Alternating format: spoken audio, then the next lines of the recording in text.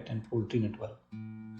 जो आज हम टॉपिक डिस्कस करेंगे वो है क्वालिटी कंट्रोल फॉर वैक्सीनेशन, कि वैक्सीनेशन की क्वालिटी किस तरह हम असेस करेंगे, कौन से वो तरीके हैं, क्या है उसको वैक्सीन के हम उसको जज करेंगे वैक्सीन बेहतर हुई है या नहीं हुई। तो इसके लिए कौन कौन से हर साइट में हर जो वैक्सीनेशन का वे है उसमें कोई पर्टिकुलर साइन है, कुछ स्टेप्स हैं, यहाँ से आप चेक कर सकते हैं वैक्सीन की क्वालिटी को कि आइदर इट्स गुड क्वालिटी और बैड। कि अगर बैड है तो उसको आप किस तरह फिर उसको बाय इमीडिएट इफेक्ट आपने उसको करेक्ट करना है। तो इसके लिए procedure for vaccination quality control, तो क्वालिटी कंट्रोल के लिए वैक्सीन का प्रोसीजर क्या है कि आपको किस तरह असेस करेंगे, कौन बंदा उसको असेस करेगा।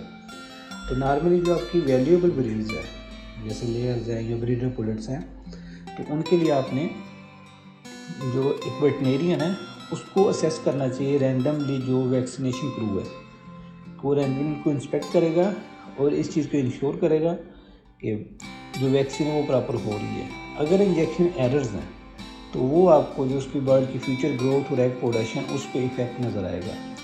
तो आपके कुछ बर्ड्स की मोर्टेलिटी या उसके है ना, ये आपको फ्यूचर पे बहुत ज़्यादा इम्पैक्ट आ सकता है आपकी फाइनल प्रोडक्शन पे।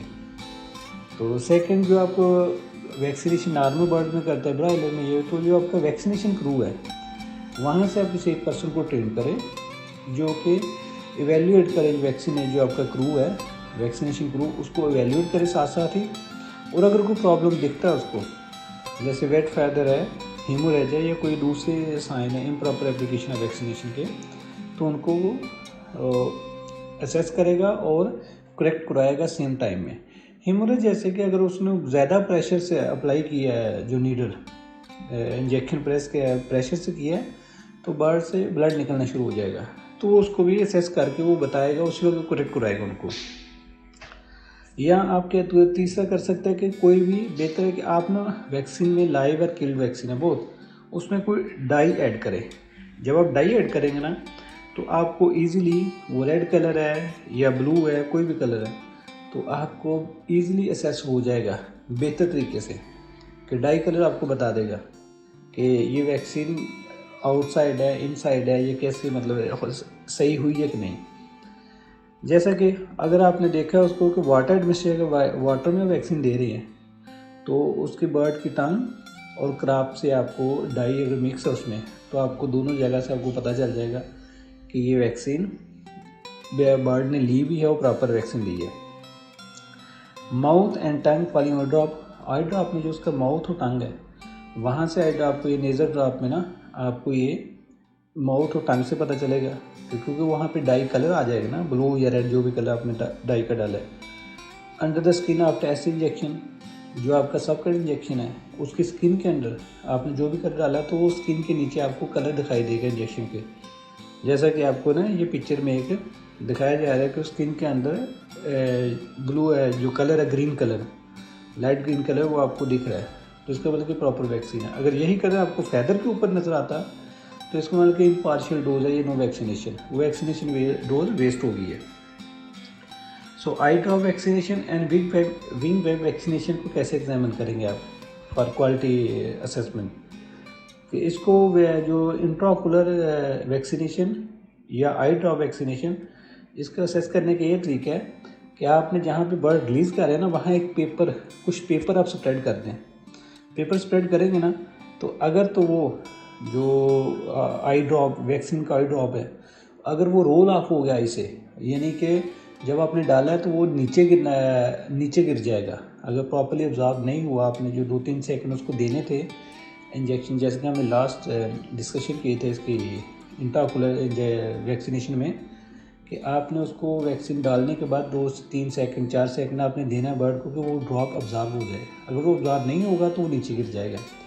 जब नीचे गिर जाएगा तो नीचे तो लीटर आपको नहीं नज़र आएगा। तो बेहतर है कि जहाँ आप चूज़े को रिलीज़ कर रहे हैं ना बर्ड को, वहाँ एक पेपर की लाइन रख दें वाइट पेपर में, तो अगर ड्रॉप निकला है तो सीधा पेपर पे जाएगा। तो पेपर पे डाई कलर है आपका ब्लू रेड ग्रीन जो भी, तो वो डाई कलर नज़र आ जाएगा पेपर पे। इसका ये मतलब है कि आपने जो उसकी वैक्सीन आई में डाली है वो प्रॉपर नहीं डालेगी।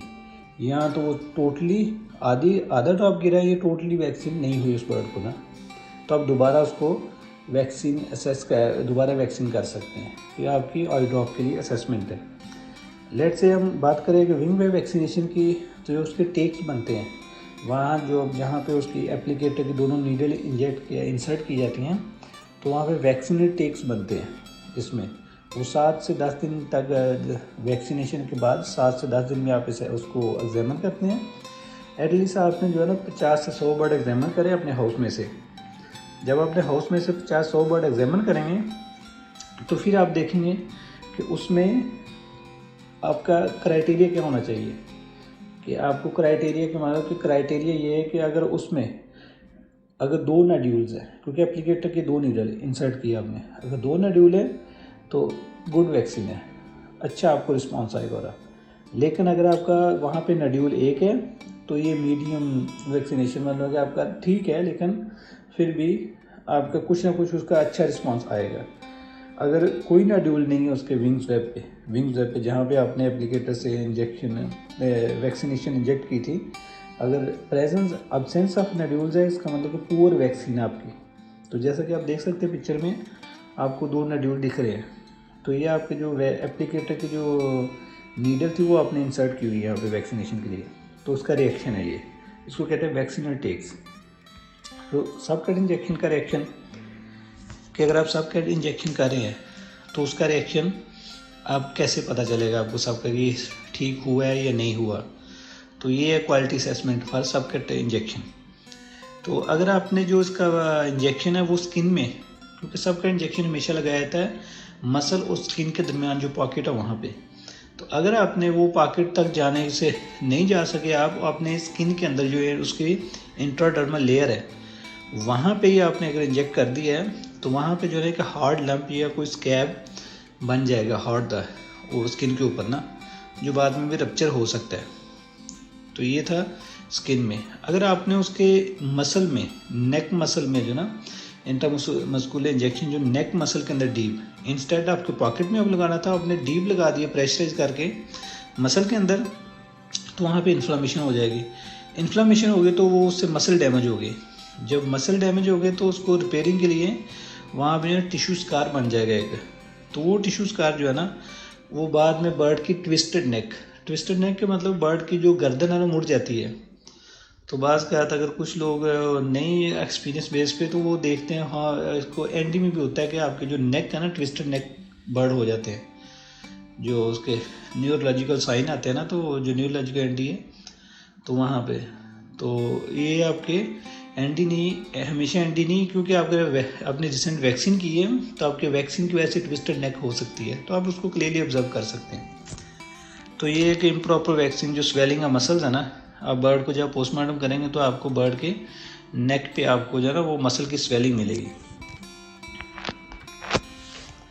तो if the needle inserted too deeply, अगर आपने बर्ड के जो डीपली आपने ज़्यादा मसल के अंदर आपने अगर डीपली इंजेक्ट कर दिया उसको इंजेक्शन को, तो वो इंजेक्शन आपके उसके बर्ड के स्पाइनल कार्ड में लगेगा तो बर्ड की सडन डेथ हो जाएगी। तो ये नॉर्मल प्रैक्टिस में हमने देखा है कि जब वैक्सीन कर रहा होता है ना, तो कुछ बर्ड सडन उन्होंने वैक्सीन इंजेक्शन लगाया तो उनके हाथ में डेथ होगी। जब छोड़ा उन्होंने फ्लोर पे तो बर्ड की डेथ होगी, तो वो सोचते पता नहीं क्यों वैक्सीन डेथ होगी ना। तो एक्चुअली क्या होता है कि वो आप डीप इंजेक्शन लगाते हैं, डीप इंजेक्शन की वजह से उसके स्पाइनल कार्ड में जो ना इंजेक्शन लग जाता है, जिसकी वजह से उसकी सडन डेथ हो जाती है। तो अगर बर्ड के आपने हेड के क्लोज नेक के, अगर आपने उसके हेड के पास जो है ना नेक पे इंजेक्शन लगा दिया तो उससे भी हेड स्वेलिंग हो जाएगी। तो बर्ड को खाने पीने में भी प्रॉब्लम होगी, उसका जो आई विजन है वो भी डिस्टर्ब हो सकती है बर्ड की। तो इंजेक्शन जब आपने, क्योंकि ना जो नेक के मिडल में आपने मिड लाइन पे आपने इंजेक्शन लगाना होता है इसका सब कट का, अगर आपने सब मिड लाइन से हट के मिड लाइन से साइड में आपने इंजेक्शन लगा दिया तो जो लार्ज वेसल और सॉफ्ट टिश्यू है ना वो डैमेज हो जाएंगे उससे। तो आपको पता है कि दोनों साइडों पे नेक के थाइमस ग्लैंड होता है, तो थाइमस ग्लैंड नेक उनकी इन्फ्लेमेशन भी हो जाएगी, स्वेलिंग हो जाएगी। तो आपको फोटो में दिख रहा है कि जो है ना एक तरफ है कि उसके जो है ना ब्लीडिंग हुई है, कि ब्लीडिंग है सब कट टिश्यू में। दूसरा पोस्टमार्टम में आप देख रहे हैं कि है ना इसमें आपको ऑलरेडी जिसको इसकी थाइमस ग्लैंड की वो इन्फ्लामेशन है, इसमें प्रॉब्लम है। तो ये जब इंजेक्शन आप उसकी मिड लाइन से हट के नेक के दोनों साइडों में किसी एक तरफ लगाएंगे तब आपको ये रिएक्शन देखने को मिलेगा। Died and breast inflammation reaction कि आपने अगर जो इसकी ब्रेस्ट पे इंजेक्शन लगाते हैं उसकी क्वालिटी किस तरह असेस करेंगे आप कि एक तरह की जो डाइड वैक्सीन है ना कि वैक्सीन में जो भी आपने डाई मिक्स की हुई है तो वो जब आपके बर्ड के जो अगर प्रॉपर इंजेक्ट होगी मसल में तो वो नहीं तो आपको जो है ना वो डाई बर्ड के फैदर पे स्पेशली फैदर को कलर कर देगी।